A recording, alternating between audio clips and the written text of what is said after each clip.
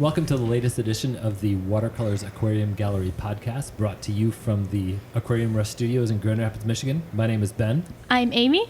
And I'm Charles. Today we're going to be talking about what seems like a really simple idea. Should we buy something that's wild caught, or should we buy something that's tank raised, captive bred, captive raised, whatever term you want to use? They all do kind of mean different things, but let's just say something wild caught versus something that was bred or raised in captivity. It seems so simple on the surface. And this is one that I've been sort of looking forward to talking about and dreading talking about for different reasons. like I think people are going to expect us to believe differently than we do. Tank raised all the time. Tank raised all the time. But I think that people would also expect us to be avoiding this subject, and I find that to be the opposite of the case. I feel like I always want to talk to people about this, and people don't want to hear it as much. I got into a debate with a customer like a week ago on it. Yeah. It's perfect. So why is there a debate? When we go through this topic, we're going to talk about corals, we're going to talk about fish, and we're going to talk about plants. We're going to use terms like in situ mariculture, aquaculture. We're going to talk about biopiracy. We're going to talk about fishing methods, sustainability, all of that stuff. All those big triggering topics. Yeah, and hopefully, we piss some people off into taking action. Oh, it's not hopeful. It's definitely going to happen in this conversation. Yeah. I'm already a little pissed off, so maybe let's start off defining some terms then. Sure. What do we mean when we say captive bred, wild caught, tank raised, aquacultured, maricultured? What do those terms mean to us? So let's start. Should we talk about corals first or fish first? Or plants first? I think maybe we need to define those words, because I think once we get started, we're going to talk about whatever comes to our heads. We can't stop ourselves. Okay, so some big terms would be aquacultured versus in situ maricultured. That's usually terms used in reference to corals. So it seems like the obvious choice. Corals are the corals of the world are being destroyed, so we shouldn't take stuff off of them. So the answer would be to aquaculture all of our corals.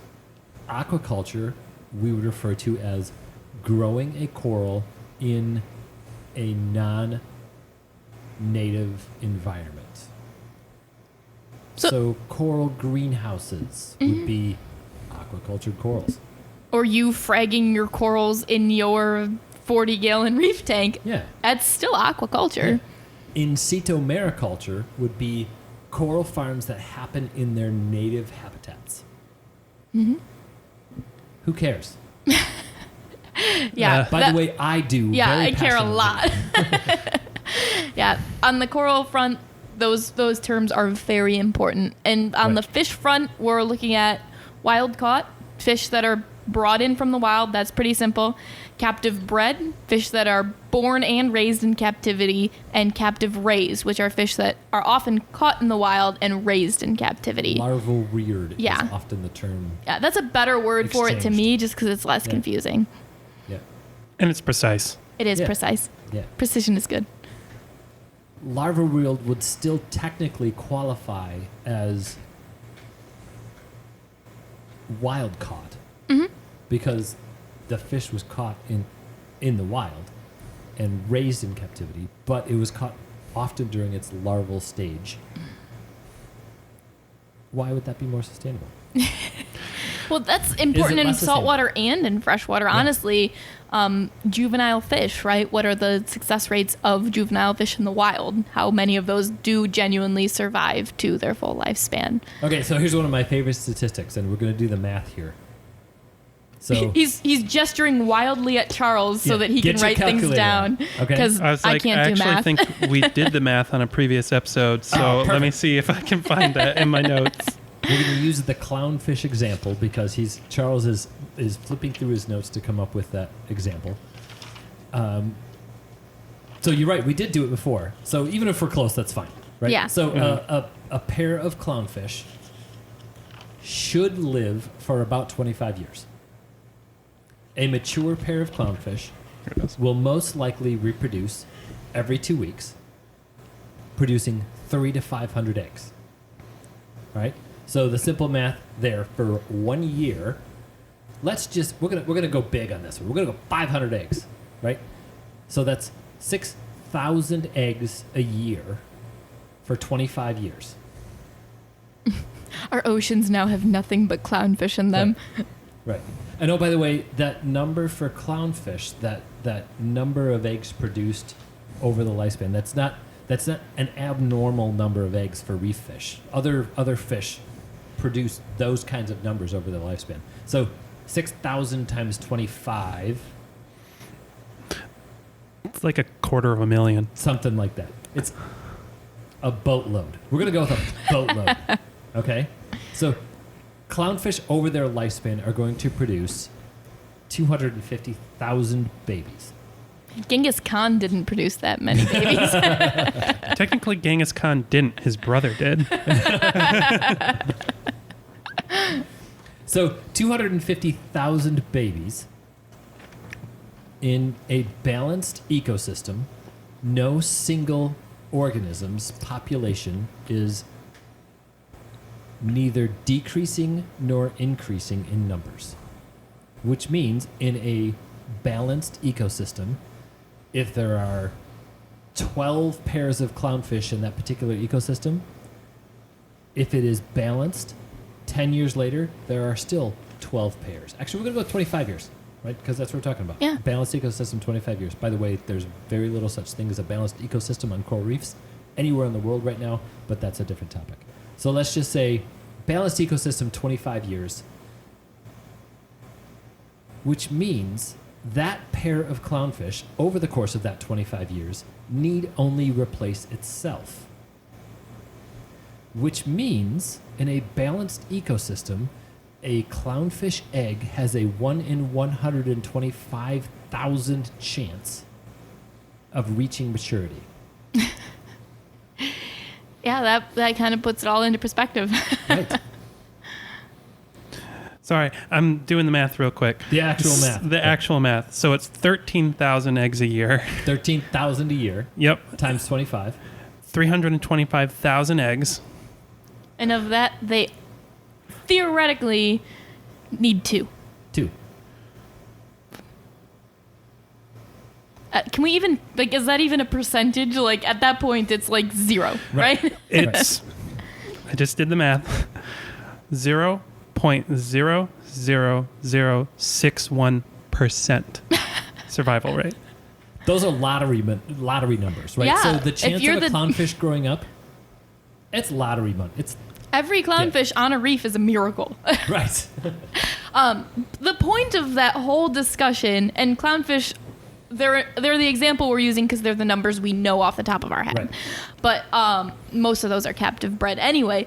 But the point is that if we're taking larval fish, the impact on adult populations is going to be pretty negligible. It's going to be way less. Yeah. Right.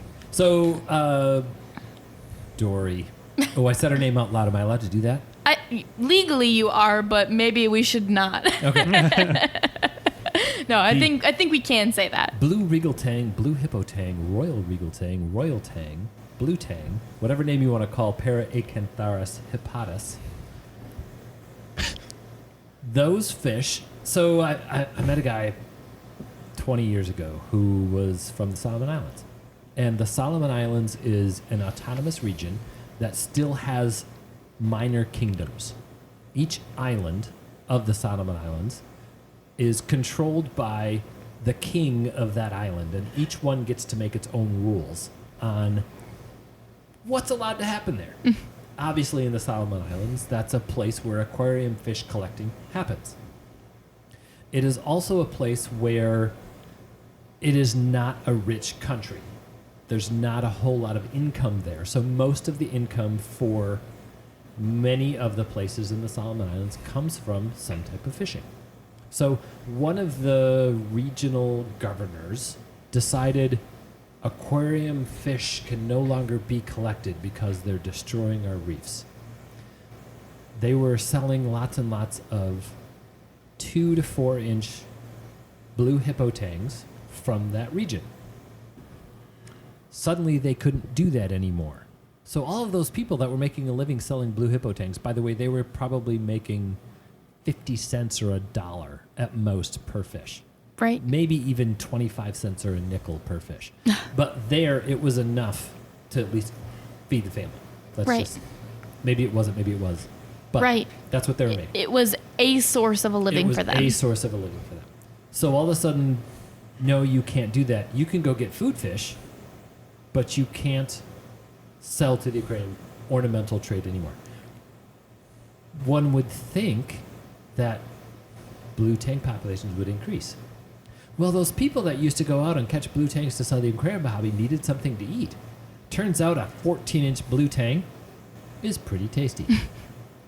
So instead of catching the juveniles that they could sell to the aquarium industry, they were catching the adults.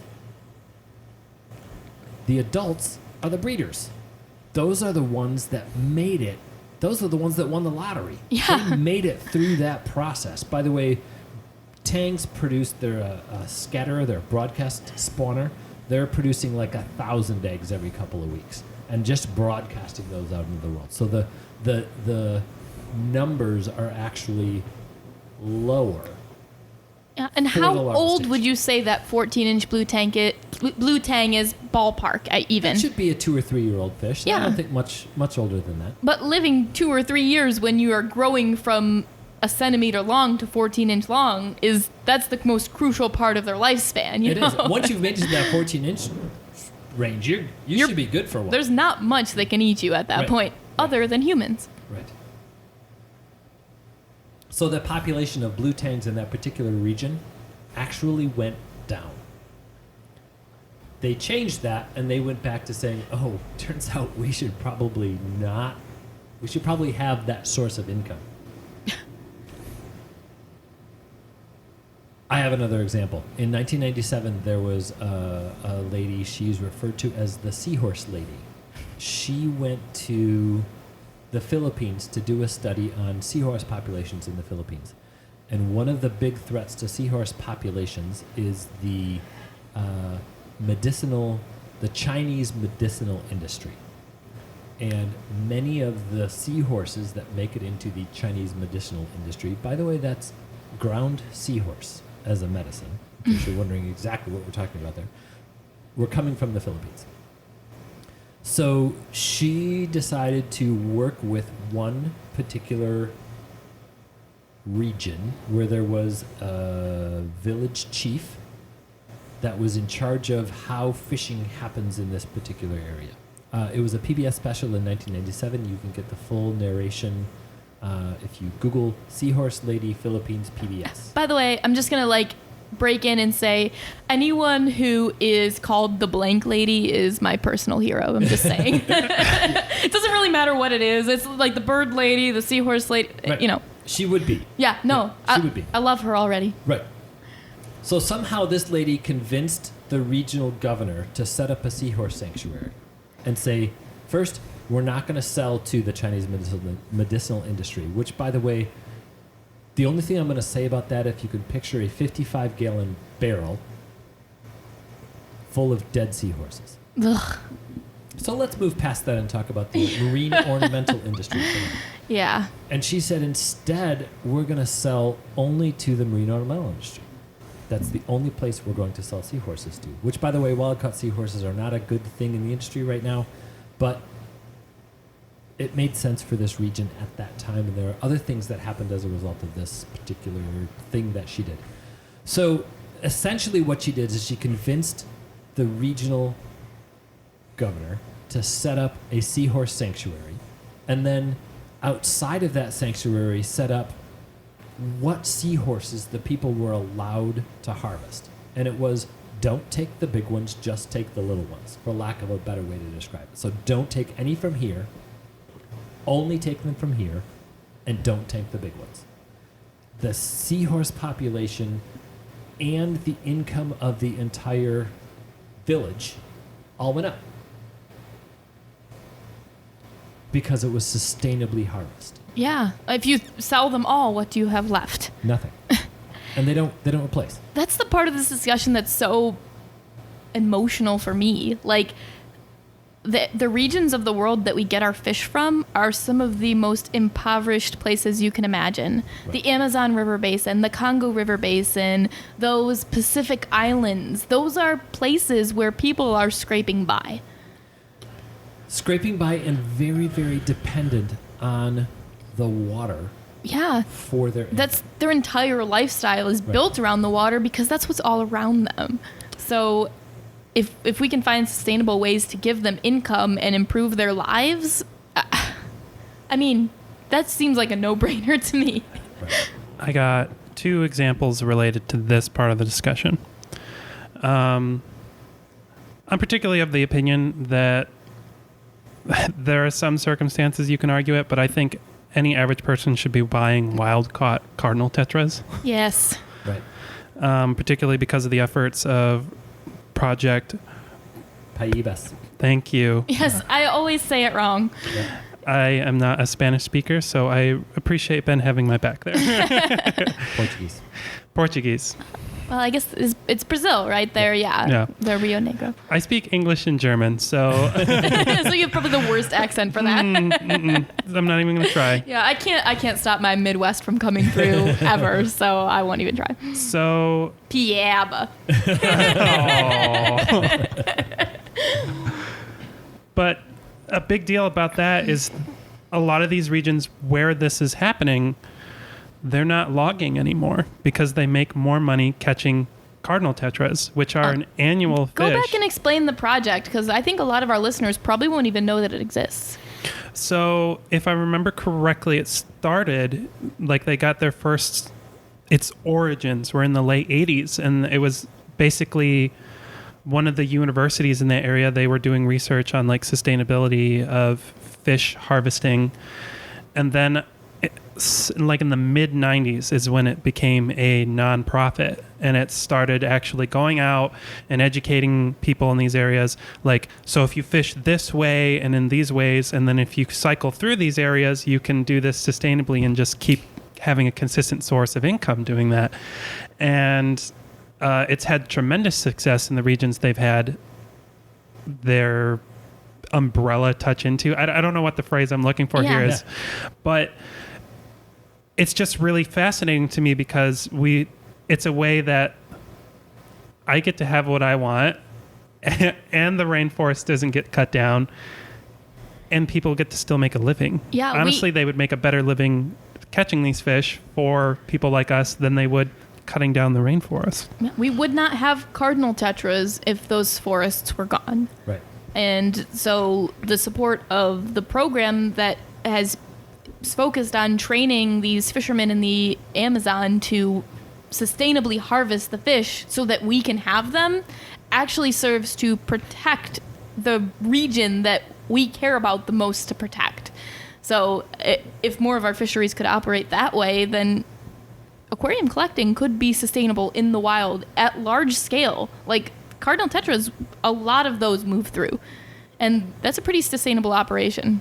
So for people not familiar with cardinal tetra biology, the reason Charles referred to them as an annual fish, the reason all of us think of them as just tetras that could live in our tanks for about 5 or 6 years, is because they live in regions of the rainforest that experience wet seasons and dry seasons, the flooded regions of the Amazon. One of the studies done on cardinal tetras, actually it was a similar study done on mosquitoes. They compared the two. That right now, if every single mosquito, adult mosquito in the entire planet would die, We all could breathe well over the summer. for about 24 hours, it would not have an effect on the overall population of mosquitoes in the world. Cardinal tetras are the same way. They are so prolific. They are so seasonal. If every single adult cardinal tetra right now, poof, gone out of the Amazon River system, it would not affect the overall population of a wild cardinal tetras. I believe autocinclus fall in the same category as well. Oh, I think you're right. Lots of these creatures are that way. We have to know which ones, Yeah. The reverse of that happened with the infamous L46 plecostomus. Yeah. That's the royal zebra plecostomus. They are found in one very, very small specific region of the Amazon River system.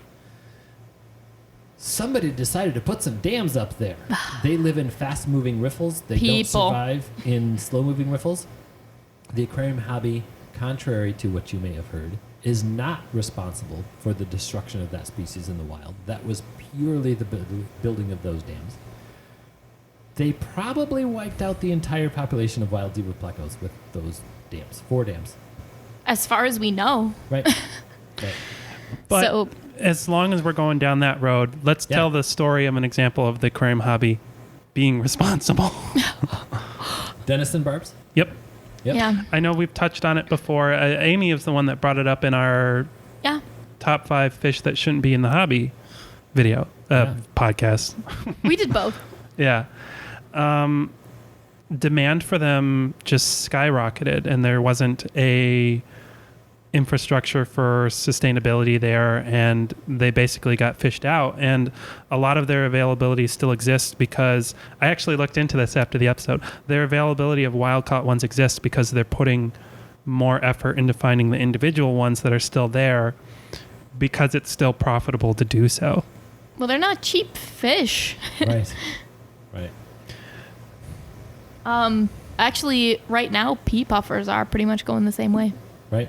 Because they've exploded in popularity in the last couple of years. And I think this is probably a good distinction for us to make in this conversation, where wild-caught fish, the more popular they are, the more unsustainable it is to get them wild-caught. Generally speaking, cardinal tetras, autocinclus, those are a great example to the contrary. But things like Denison barbs and pea puffers, Yeah, I'm going to argue with you on that one. I think it's too broad a statement. It is too broad of a statement, but it's more of, like, if something is really popular, it's more important to know where it comes from, I think. That I will not. Yeah, argue. that's my main point. Yeah. But I would say that things that are like spiking, and Right. hill stream loaches are another good example of, you see wild caught ones sometimes, you see captive bred ones occasionally, but like that just like really bumped up in popularity in the last couple of years. Everybody wants them. So to me, those are the ones that I'm like, that sends my like red flag up. Like I need to know what's going on with that fish. My red flag went up, and the reason I wanted to argue with you about it is because of yellow tangs. Yeah, So, that's a good example. Yellow tangs in Hawaii. The yellow tangs are endemic to Hawaii, which means that's the only place that they're found. It has been called the most sustainable marine ornamental aquarium collection place on the planet. 70% of the territory where yellow tangs are found, you are not allowed to collect yellow tangs. Okay? Just let that sink in for a minute. 70%. Yeah. That means only 30% of the range is open to aquarium collection. I visited some of the places that are open to aquarium collection, and there were yellow tangs everywhere. Yeah.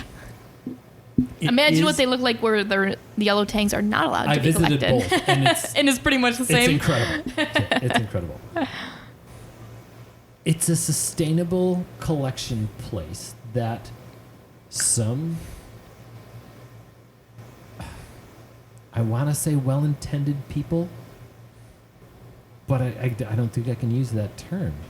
I think they have a political agenda. They're trying to shut down the collection of yellow tangs in Hawaii. They're trying to shut down the entire marine ornamental fishery in Hawaii.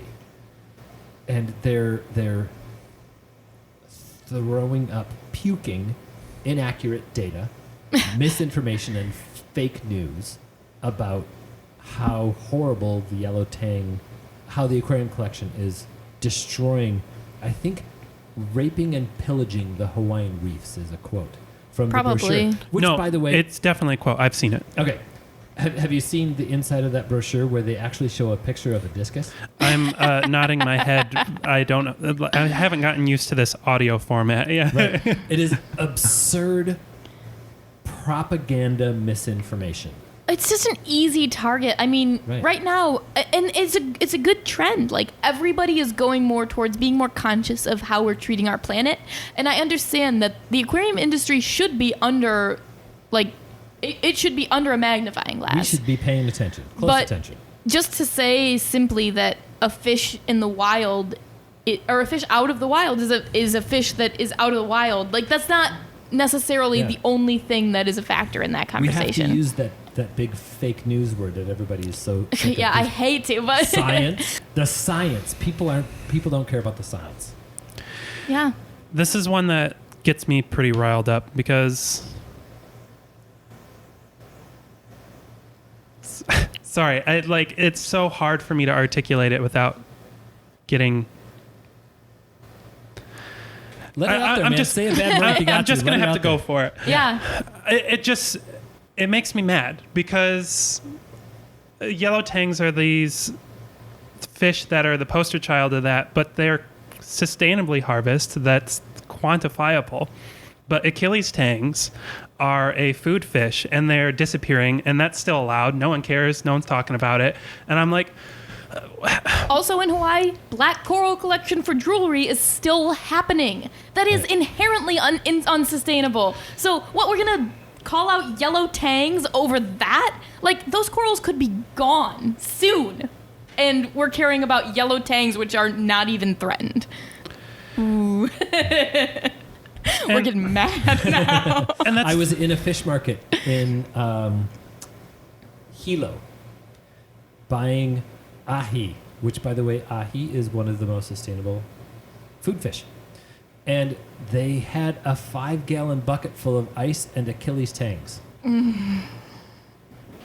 For sale, for people to eat. Yeah. 5-gallon bucket full. Yeah. Right? The retail value of those fish in the aquarium market. I mean, that was a $10,000 bucket. Achilles tangs. And there's not that much meat on an Achilles tang. No. Like, even a fat one. Yeah. Just, what do we do about that? What do we do about the science that's missing there? It's just education. Like, I think that it's so easy to vilify the aquarium hobby. It's so visible. It's so easy to see. Right. And to be fair, we need to accept responsibility for the fact that the hobby has not always held itself accountable. No. The most common method of collecting marine aquarium fish up until the mid-90s and very popular in the 80s was cyanide collection. Yeah. Second to that was blast fishing. So in case you're curious about what that means.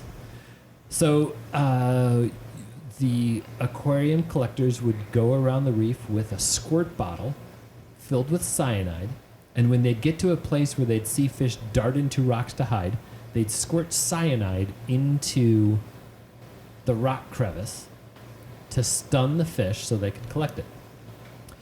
Some of the statistics out there were it had about a 70 to 80% mortality rate in the fish, and about a 30 to 40% mortality rate in the collector. Wow. Yes. Yeah, it's honestly just completely disgusting. It still happens today. There are still cyanide collection happening in the Indo-Pacific today. It is dramatically reduced, but it is not eliminated. Yeah. It is terrible.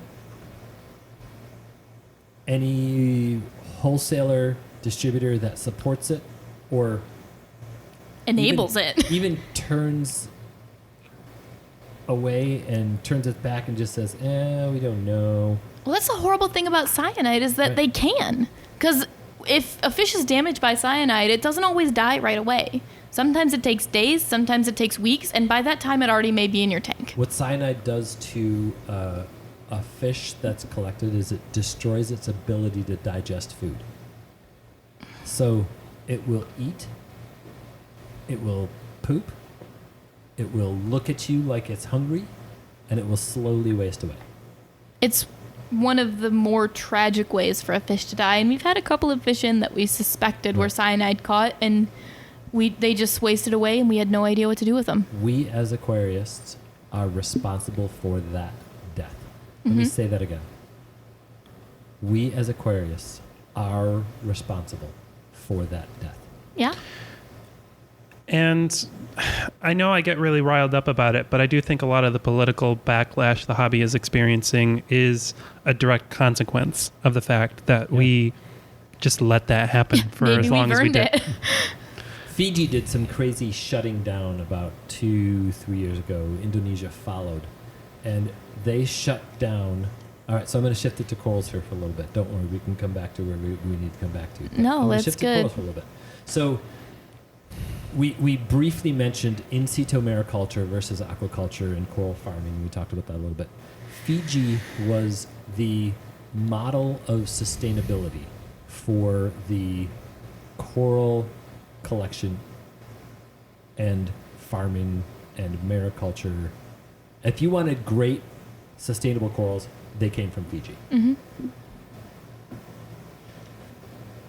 They shut it down for all kinds of crazy political reasons, and they put us back probably 20 years, if not longer, with the shutting down they did, because they shut it down for so long that even if they open it back up, those people found other ways of making a living, hopefully. Yeah. So to Probably at resorts, like feeding tourists drinks. right.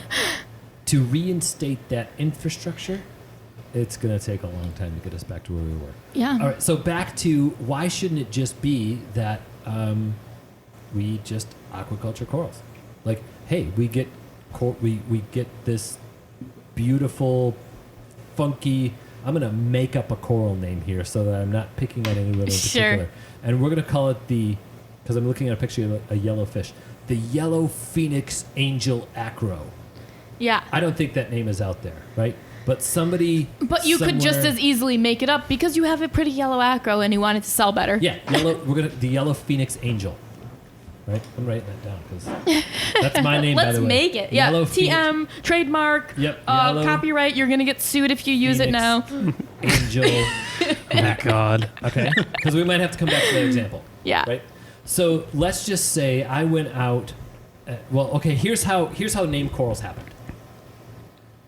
Those organizations that have these funky, beautiful, and I'm not going to pick on anybody in particular, but the funky named corals, what they did is they ordered colonies from various transshippers, where they would say, here's box of assorted acro, box of assorted zoanthid, box of assorted favia, whatever. Mm-hmm.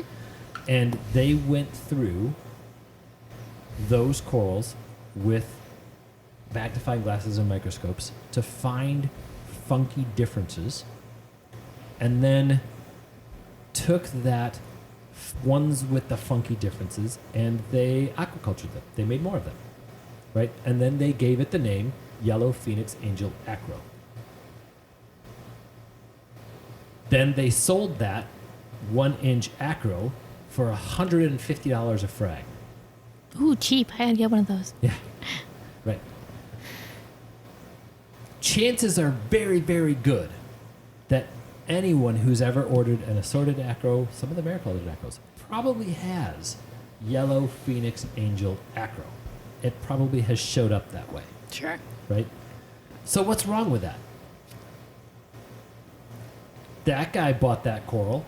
That guy spent a whole lot of time and really quite a bit of money going through a bunch of, here's a green acro, here's a okay yellow acro, here's an okay red acro. Then he managed to find this incredible yellow one. He put just the right light on it, he put just the right reactors on it, made the calcium perfect, did what he could to make sure that coral was absolutely beautiful. And when you look at some of those named corals, they're incredible. Oh, yeah. Wow. The colors are ridiculous. By the way, if you dive on the reef, they don't all look like that. Yeah. These incredibly amazing SPS tanks that have yellow and blue and pink and bold, bright, amazing color. They don't look. That's not how the coral is. Skilled hobbyists have worked to get them like done that, and we don't mean to discount that effort at all, Right. because those people are really. I mean, taking aside the whole industry of like just increasing the price by having a known name on it, Right. there's a lot of good work that goes into that. Yeah, yeah. So here's the problem. Right? The guy who originally went out on the reef and saw some acro and said, pop a little piece off of that. Probably didn't pop a little piece. He probably popped a pretty big colony off of it, right? And brought it back and put it on a distributor's desk and said, pay me for that. And then it got shipped off to some guy out in California, Miami, Seattle, New York, wherever. The guy who picked that up probably got paid a nickel or 50 cents for that coral. That's true. Once. The guy who sold the yellow Phoenix Angel Acro is going to get paid $150 for a whole mess of frags out there. Mm-hmm. How is that guy in... We're gonna go back to Fiji because we're going to talk about Fiji a little bit longer. How is that guy in Fiji going to make more money on that coral that he collected? Where's that money coming from? Yeah. And what is his incentive to maintain colonies of that there that he can pull those frags off of? Yeah. He's now got to go out. By the way, when Fiji closed down, he's not making any money off of that. But the guy who sorry, we pretended that was us, right? Yeah, let's So say, now all of a because sudden- let's take Yeah, some let's responsibility because do we it. are aquarists here. Let's do it. Yeah. So we found the yellow Phoenix Angel Acro, and we we thought are it was still super making cool. a pile of money off of that yellow Phoenix Angel Acro. Now And I that want guy- one. I know, right? We should find that one. So what Fiji was doing that actually kind of mitigated that a little bit was Phoenix set up Phoenix. See, I got on the see, Phoenix now brain, you- Fiji set up these amazing in situ mariculture centers where they would go and collect just a small part of an acro they would find on the reef. They wouldn't take the colony, they'd trim it, and then they'd farm it. They'd grow it on racks. It's so cool. Yeah. The aquaculture stuff that they did was incredible. See, we're making the distinction mariculture, right? Mariculture. Yes. Yes. The mariculture that they did was incredible. And what that did is that kept the money flowing into those coral farmers' hands. Yeah. Kept them wanting to protect those reefs. Kept that's where their income came from. It's giving them an incentive to keep that habitat working. Right. Yeah. Remember those amazing leathers we used to get out of Fiji? Ah, the Fiji leathers were great. They were like incomparable how beautiful they were, those maricultured corals. Because they were huge when they came in.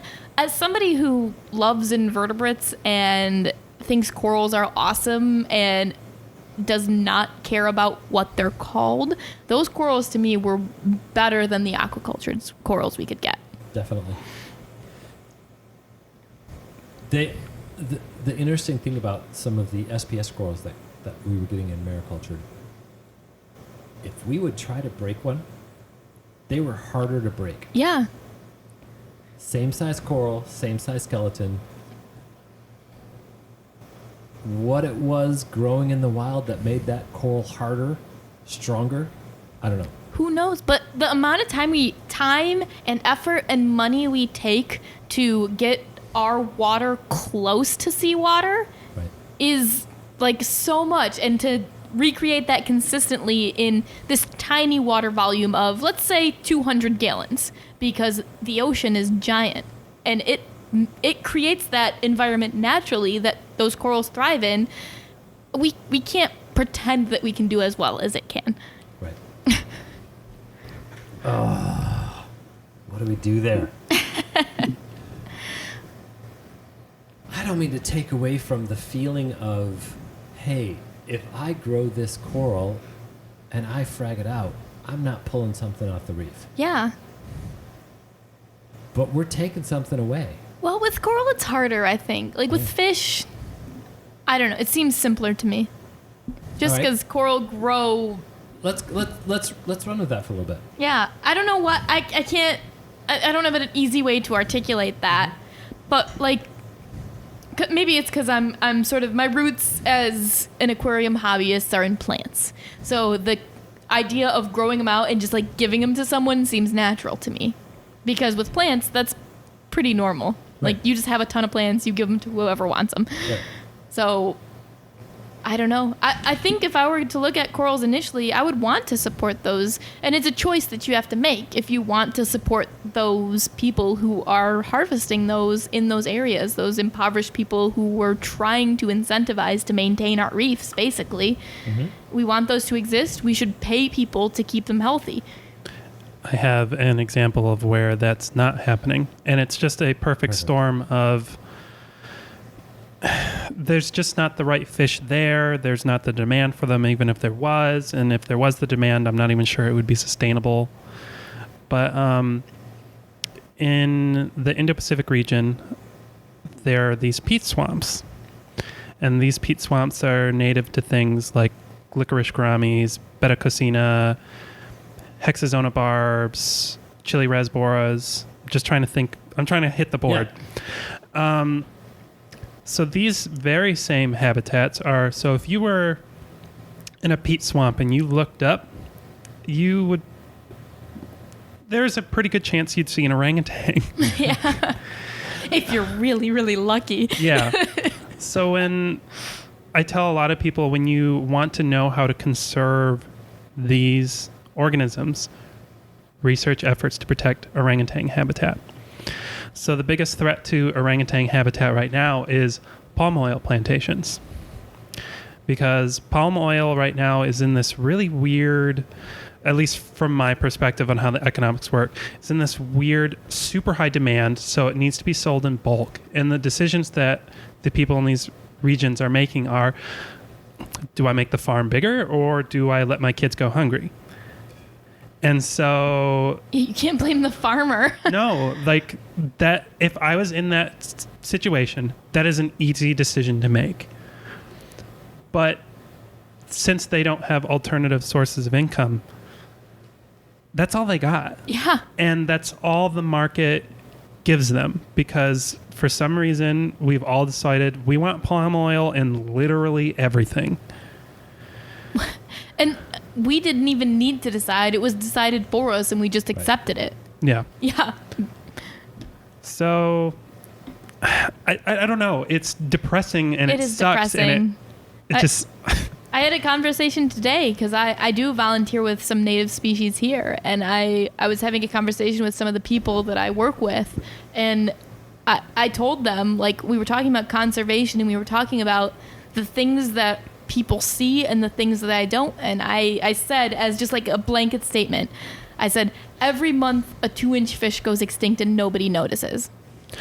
yeah. And I believe that. Yeah. I don't have data to back that's that true. up, but I don't think that that's an excessive claim. Right. Every single species of licorice gourami is considered highly endangered because they come from a very specific specialized habitat, and a lot of it has been taken away to make palm oil, and it is not unreasonable to expect that in the next decade or two it'll be gone.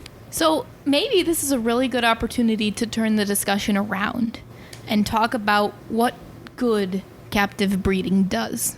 Because we've talked a lot about how getting wild-caught fish is beneficial, but in situations like licorice gouramis where they are threatened by forces that we cannot control, other than eliminating palm oil from your diet as much as you can, does captive breeding keep those fish in existence? We know from the red-tailed shark and the white cloud mountain minnow, that yes, it keeps them in existence. Yeah. In the same conversation I had today, I told them that there are 2-inch fish that you can buy at our local grocery stores that are extinct in the wild. Right. And that's mind-blowing. Yeah. Yeah, because, well, if it's extinct, then it's rare, but it's not. They're everywhere. White clouds, you can buy them everywhere. You could buy them as feeder fish. Yeah, you can. And they're extinct, theoretically. Right. In the wild. In the wild, right? In the wild, they are extinct. that's all that the counts. term. Yeah. That's the term. So the aquarium hobby can, in supporting captive breeding in certain fish, can keep those species alive. So I'm throwing another twist in because that's kind of what this conversation seems to be all about. I had some buddies about 15 years ago that used to like to go on collecting trips. their favorite place to go collecting was Florida. Jeez. The best places to go, they knew where a lot of the... All right, so I'm going to back up a little bit here, okay? So one of the statistics that's thrown out about how bad the aquarium industry is, the evil aquarium industry, man, where 80%... My God. 80% of freshwater fish are farm raised. Mm-hmm. 80% of saltwater fish are wild caught. Well, the crazy cluster beep, of Florida when it comes to invasive species, their favorite place to go collecting was Florida. And they knew where the fish farms were, and in the ditches around the fish farms, which, oh, by the way, feed into the river systems, that was the best place to go collecting. Yeah. For blue gouramis and plecostomuses and apple snails and platies and all kind of stuff that's not supposed to be in Florida. I'm all sorts of triggered right now. I think Well, I'm just going on a riff here. Go. yeah. So this isn't a fully formed thought, but I sometimes feel like that aquarium breeding is just like one of those industries that just shouldn't be upscaled. Yeah. Like, I think all the best breeders are like hobbyist breeders or people who are like small scale, like all I do is epistogrammas and I have like 8 species, but And that's they're perfect. yes. Yeah. Yeah. It's like, well, I mean, it's hard. We're in Grand Rapids, right? It's like breweries.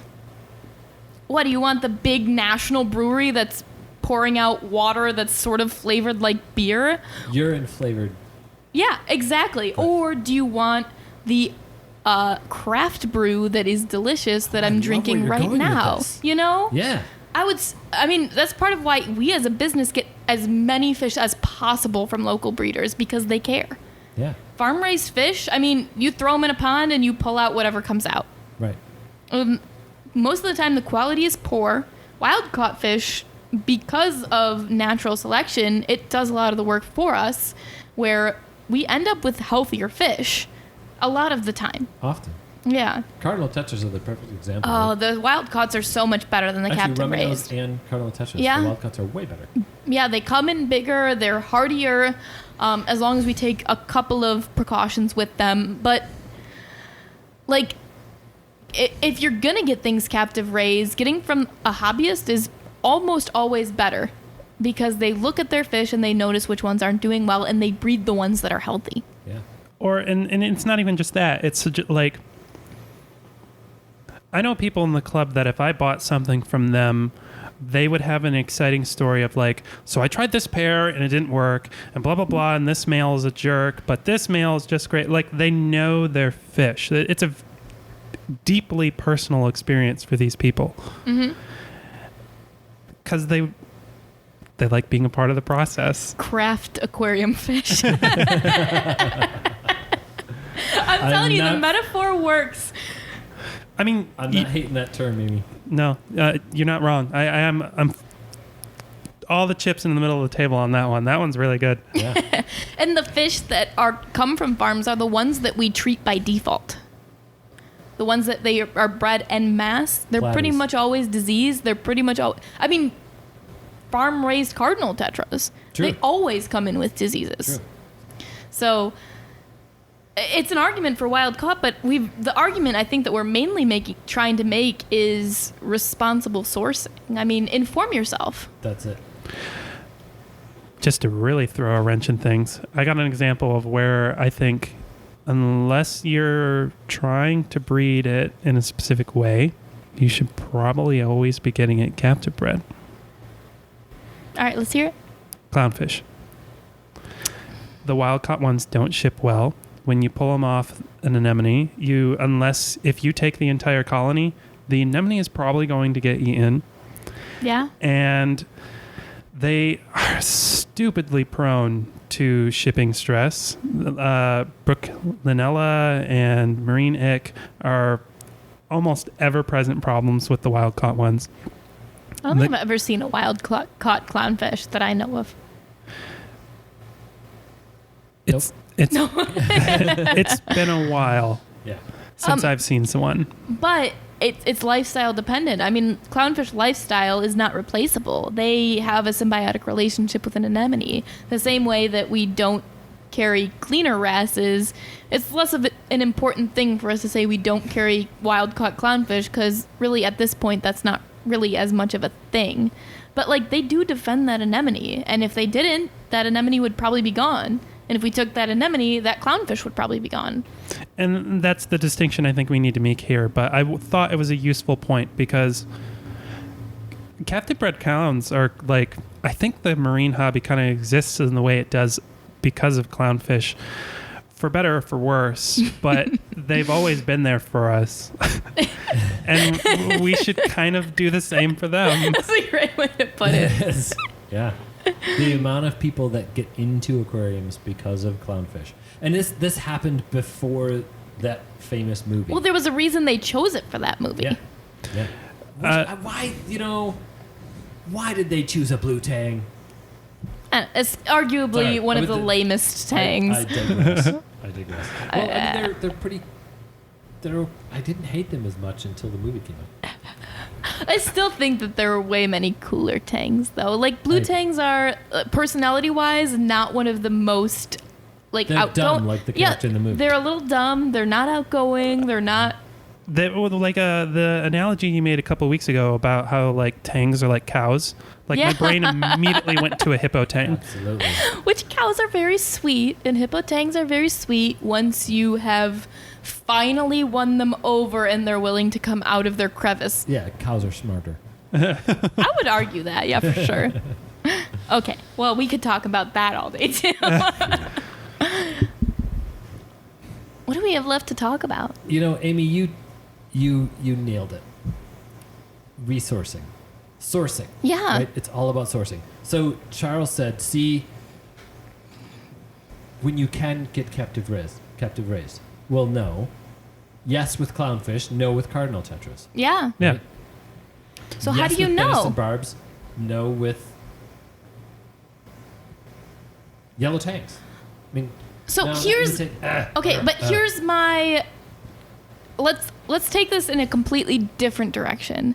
Cool. And I think so I'm somebody who really values our zoos and aquariums. Mm-hmm. I'm somebody who thinks that they are valid, and I think that they are well regulated to, for the most part, here in the United States. yes, here in the United States, to produce us with facilities that are well capable of maintaining our animals' health in a healthily way, in a healthful way. Right. Yeah. So there is an organization that sees over our zoos and aquariums. It's the AZA. And I do not go to an animal care facility unless I know that it's approved by them. And I know of facilities that have a quote-unquote ZAA accreditation. Yeah, that's the made-up one. That's the mail order, like, university degree equivalent of, like, zoo accreditation. Yeah. It means nothing. It does. They just give it to you because, but the AZA, not the ZAA, because it is a thing, and it's creepy that somebody is doing that. Yeah. Right. So and I'm not naming names. I'm saying there are places within driving distance that tout their ZAA accreditation. Several, actually. Yeah, several. So Really? yeah. My point there is that regulation. Like, if you are somebody who wants to be mindful of how you interact with our animals on our planet, then you think about who is overseeing that. And I know what the requirements are for the AZA, and they are not light. No. They tried that in the aquarium hobby. Yeah. Right. It was called MAC certified. The Yeah. Marine Aquarium Council. It failed. Yeah. Well, and beyond that, I mean, that would have been such a specialized thing, like just for marine aquariums. But there's nothing like that for even pet stores. No. There's nothing like that to say, hey, these guys are trying even. Right. So what that means is it is our responsibility. We've talked about it before. We talked about it when we did our discussion about fish that don't belong in the hobby. It is our responsibility as aquarists, from the hobbyist level to the grocery store aquarium manager level, to the big box store manager level, to a hobbyist store like us level, to the wholesalers, to the distributors, to the collectors. All of those, it is our responsibility to figure out how to do this right. Because no one else will. And if we don't, we're going to either A, destroy stuff and kill a lot of stuff, or B, have it taken away. Yeah, and alternatively, if we don't want to look at it from that dark of a perspective, our potential here is to fund those habitats. Thank you. There's so much potential. I mean, if I could throw money at people catching fish for me in the Amazon, if I could throw money at the guys who got us Palvacochromis rolofi colente, you know? Right. We kind of do, by the way. We kind of do, because those are wild caught, and we are, you know? Right. But, like, we have that opportunity to support those ecosystems instead of destroying them, so let's try and take it the best we can. Yeah, it's a discussion that Ben and I have had similar iterations of, not always pertaining to this topic, but when you have infinite freedom, that means you have infinite responsibility. Yeah. And the aquarium hobby has a lot of freedom in it, and that means we cannot take that lightly. Right. Because there's nobody standing over us telling us we can't. So there we have it. Hopefully somebody got mad about this one. Hopefully somebody got happy about this one. Hopefully somebody smiled, and hopefully somebody decided to take some action. Someone comes in and just punches me in the face and leaves. And by the way, those of you home aquarists who are doing captive breeding, you are the ones we root for. Keep doing it. Keep doing it. Like, for God's sake. We need you now more than ever. The American Live Bearer Association, the American Killifish Association, anyone who is breeding bettas, and the Paris Fermentis Project, and those people are the ones we root for, because they're saving those species. Just so we're not leaving anybody out, American Cichlid Association, the NANFA, the North American Native Fish Association, all of those organizations. Yeah, I only know about swamp fish, so. Yes, but like all the people, the private breeders, you're not the ones we're calling out. So are we calling out the big saltwater fish breeders? They're big is quote unquote, I think. There's a difference between being well known and being big. You know what I'm... All right, so today we were looking at lists from our... And we like them, and we buy fish from them. We were looking at our two main saltwater, tank-raised saltwater fish wholesalers. One of them, most of their fish come from Bali. Come from the home country. The other one, most of their fish are bred down in Florida. Well, the fish that I'm excited about from them come from Hawaii, where we can't collect, the Red Sea, where it's difficult to collect, and fish that are hard to maintain in aquariums, like the dragonets. So, we've got good reasons, and the stuff that they're breeding is for good reasons, generally speaking, I would say. You were so Exactly quick on right. the ball on that one. I was sitting here like, Amy, if you wish now, you have the opportunity to drop the microphone. But Yeah, that's it. That's I'm it. so in support of the companies that are doing marine breeding, because they're choosing their fish so wisely. and they're being so innovative right now, and we need to reward that. Yeah.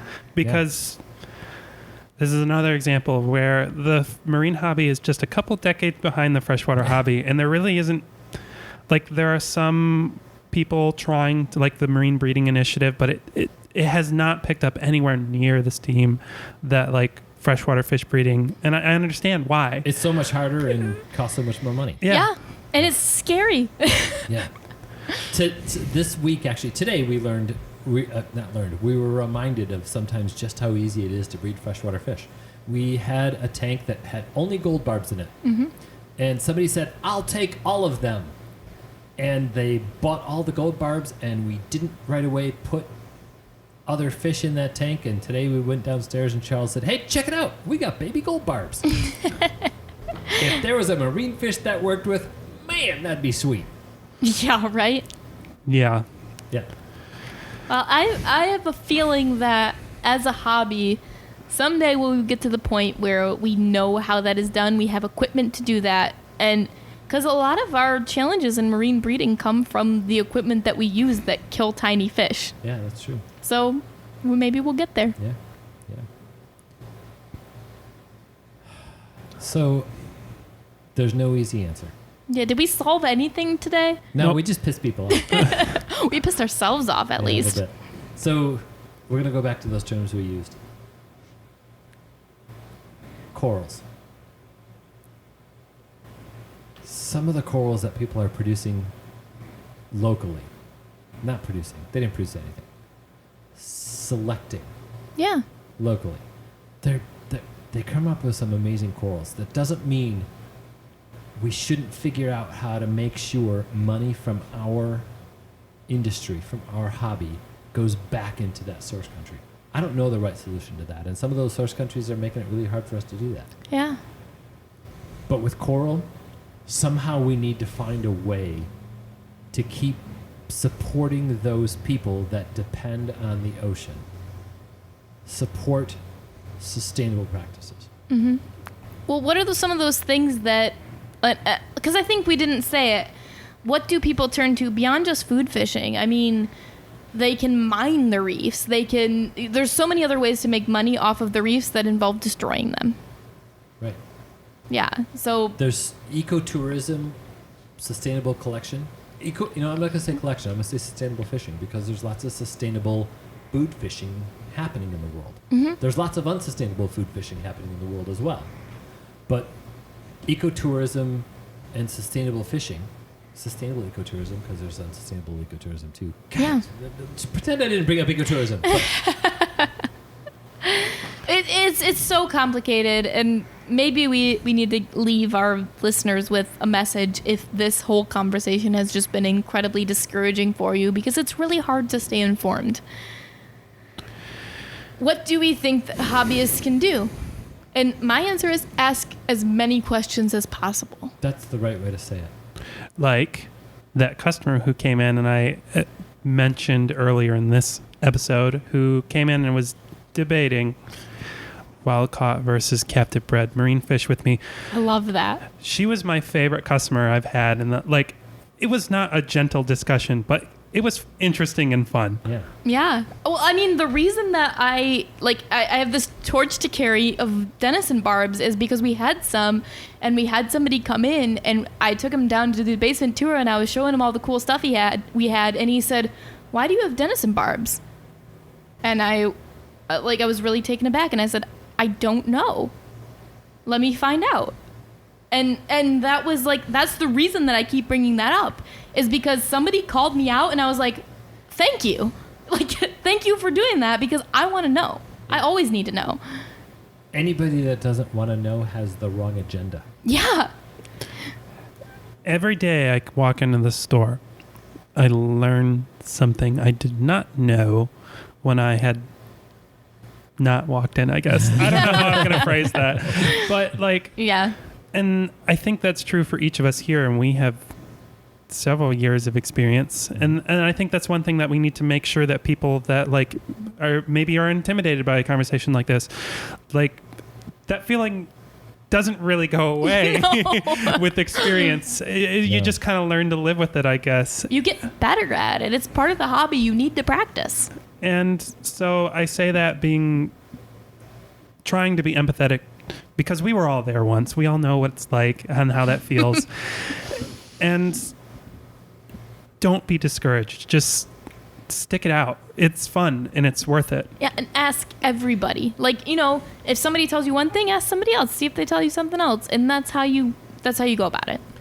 That's how the right phrase, asking questions, is the answer. Don't go in judging. Don't go in lashing out. Ask questions. Hey, why are you keeping that one? And today, we do have Denison barbs. Mm-hmm. And if somebody would walk in and say, hey, why do you have Denison barbs? And we can say, we have Denison barbs because we made sure we have only captive bred Denison barbs. Yeah, it made me better. It made our store better. It made my hobby better. I like it. So this was a tough one. We addressed mariculture. We addressed aquaculture. We addressed captive bred. We addressed wild caught. And we learned, hopefully, that there are good reasons for all of them. And there are bad reasons for all of them, too. Yeah. There are bad reasons for some wild-caught fish. There are bad reasons for aquacultured coral.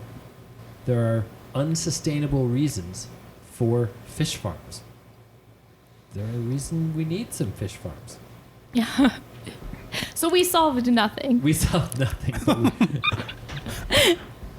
I thought you were being encouraging there for a while.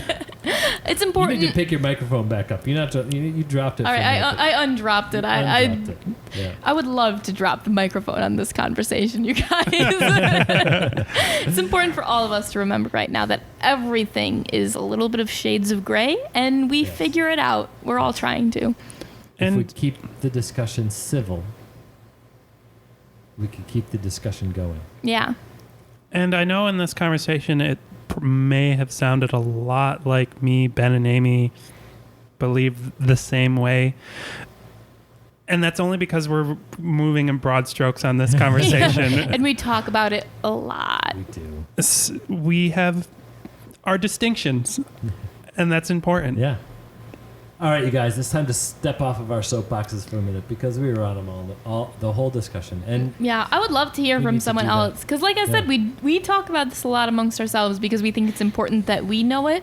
But I would love to hear what some hobbyists think about it. Where do you source your fish? Do you get captive raised fish? Do you prefer to get wild caught fish, and why?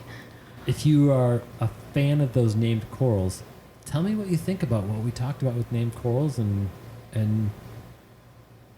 how we can make that better. Yeah. How I don't can we think they make need all to the go hobby away, better? but- No, not at all. They have their place. Yeah, yeah. Somehow, asking those right questions and doing these things right are the way we can keep it fun and we can keep those hands wet.